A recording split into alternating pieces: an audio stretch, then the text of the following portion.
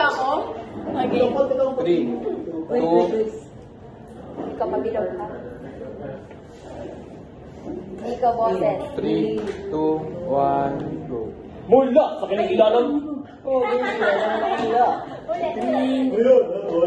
Siya magsisignal. 3, 2, 1, go. mula sa kinikilalang probinsya ng Maynila. Sa pagbabalingaw at pagtatalikalan ng boses ng Pilipino. Nico Catuera, handa na sa pagbabalita. Aldia Garay, handa na sa pagbabalita. Alina Olores, handa na sa pagbabalita. Lance Dyson, handa na sa pagbabalita. Micaela de Asis, handa na sa pagbabalita. Pirina Ariate, handa na sa pagbabalita. Isa, dalawa, tatlo, pagsubok sa mikropono. Para sa bayan, impormasyong mapagkakatiwalaan, tagapaghatid ng katotohanan, balitang sandigan ng bayan. Sinig ng sambayanan. Sabay na pinabukasan. Ito ang dinigin CRS 98.1. Tinigigan niya. Magandang araw, Perlas ng Silangan. Bagong araw ng sud na tali. Ako ang inyong boses, Nico Catuera. At ang naman ang inyong dinig, Aliyah Garay. Kayo'y nakikinig sa DCRS 98.1. Tinigigan niya. Yan lang ng hindi kapisalan ng mga broadcasting ng Pilipinas. Narito ang mga balitang bumahalitis sa oras na ito.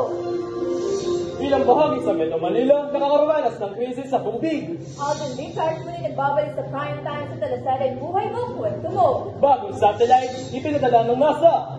Nessie Contesio, nasungkita dito ng medalya sa 2025 Women's Boxing World Cup. Ang oras natin ngayon ay 8 minuto makalipas ang alas 2 ng hapon. Para sa mga detalye ng uba at ikapong balita, ilang bahagi sa Metro Manila nakakaranas ng krisis sa tubig. Para sa detalye, narito si Alena Olores. Ipinahayag ng mga residente ng Quezon City at Mandaluyong ang kanilang hinaing ukol sa madalas na pagkawala ng tubig ngayon ng Nobyembre 25. Payag ng Manila Water, ito'y bunsod daw ng pababa ng level ng tubig sa Lamesa Dam dahil sa matagal na nagtuyot. Tiniyak ng kumpanya na magkaroon ng regular na water delivery sa mga apitado barangay. Payag ng Metropolitan Water Works ang sewage system sa publiko na magtitwid ng tubig at iwasan ang labo sa paggamit. Alena Olores para sa balitang lokal. Para sa showbiz chika, Alden Richards muling nagbabalik sa prime time. Karin Ariate, hindi mo.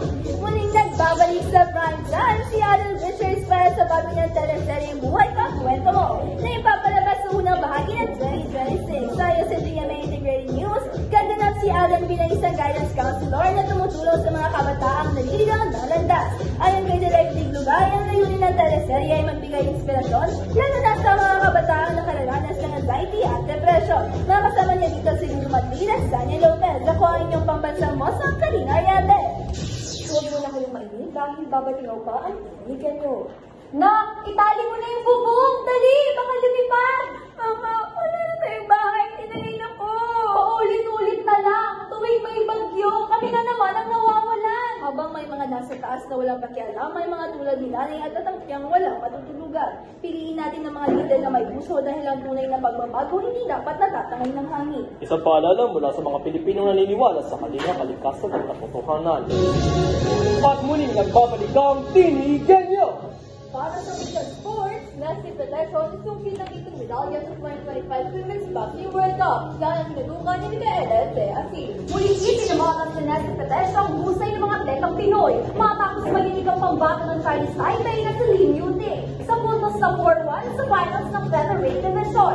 Ginanapang bakbakan sa New Delhi Inn gamit ang ikapito ng Nobyembre taong 2025. Iginawa ng Philippine Sports Commission kay Contesio ang 1 milyong pisong insentibo bilang pagkilala sa kanyang tagumpay at karangal ng ibigay sa bansa.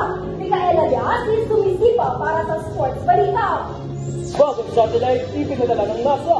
Lance Dyson, ibalita mo. Mga tagumpay na inimusad ng NASA mula sa Florida, USA ang Atmospheric Monitoring Satellite o ASMO noong ikatatlo ng Nobyembre 2025. Ayon sa pahayag ni NASA Administrator Phil Nelson, magbibigay ng real-time data ang ASMO na makakatulong sa mga bansa upang mapabuti ang kalikasan. Hangarin nitong masukat ang antas ng carbon emissions at air pollution sa bawat kontinente. Ako si Lance Dyson. Muli, ito po ang inyong boses, Nico Catuera. At inyong dinig, Aliyah Garay. Samahan niyo kami sa muling tinig ng sambayanan. At gabay ng kinabukasan. Ito ang DCRS 98.1 Tinigenyo! Mga anak, 440. 4 minutes and 40 seconds. Opo. Nice one, guys. Okay, ako na yun. Nakakalis mo yung balita.